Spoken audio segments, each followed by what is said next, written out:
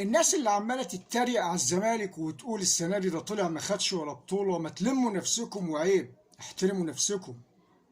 الزمالك احرز السنه دي 4 بطولات عن جداره واستحقاق، ولم يحرزها نادي غيره.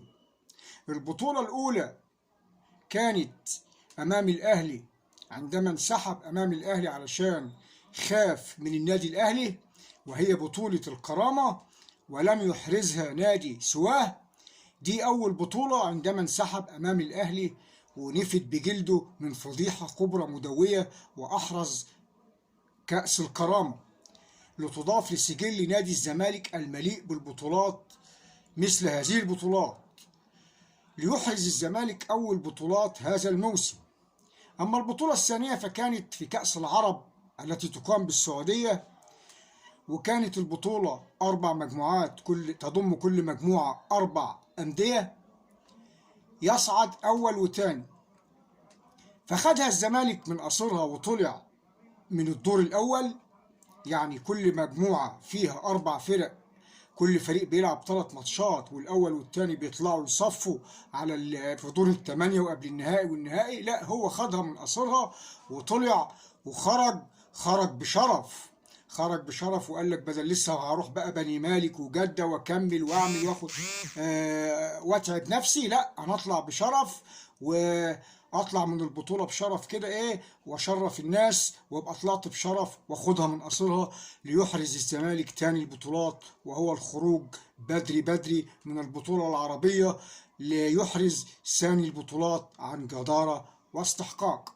اما ثالث البطولات فهي بطولة قوية، وبطولة لم يحرزها إلا نادي الزمالك، وهي طلب رونالدو فانيلة شيكابالا، ليحصد الزمالك ثالث بطولات هذا الموسم عن جدارة واستحقاق بفوزه بفانيلة شيكابالا. رونالدو يحرز فانيلة شيكابالا ليفوز الزمالك بثالث بطولات هذا الموسم. أما رابع البطولات وهي بطولة من أقوى البطولات، فهي النادي الأهلي ساب سيد عبد الحفيظ. ما تقابلش أي زملكاوي قال له هو ليه الأهلي ساب سيد عبد الحفيظ؟ الأهلي ساب سيد عبد الحفيظ، سابوا كل المشاكل وكل حاجة في النادي تخص النادي، والخيبة والهزايم والفضايح والبتاع. هو ليه الأهلي ساب سيد عبد الحفيظ؟ ليه الاهلي ساب سيد عبد الحفيظ؟ ما يشوفش واحد منهم. الاهلي ساب سيد عبد الحفيظ، ليحرز الزمالك البطوله الرابعه، وهي بطوله الاهلي ساب سيد عبد الحفيظ. يا ناس اللي بتقولوا الاهلي، يا ناس اللي بتقولوا ان الزمالك ما احرزش ولا بطوله، عيب، اتلموا عيب. 4 بطولات لم تكفيكم، ال4 بطولات دول ما يخزقوش عنكم.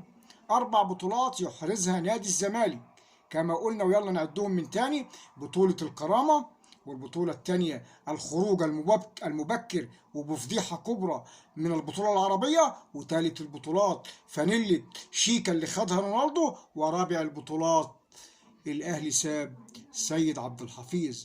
مبروك لنادي الزمالك، ومبروك لهزازي رؤوس نادي الزمالك، مبروك لخالد الغندور، مبروك لمحمد رجب، مبروك لمرتضى منصور، مبروك لهزازي الرؤوس، وفي الختام مليون سلام.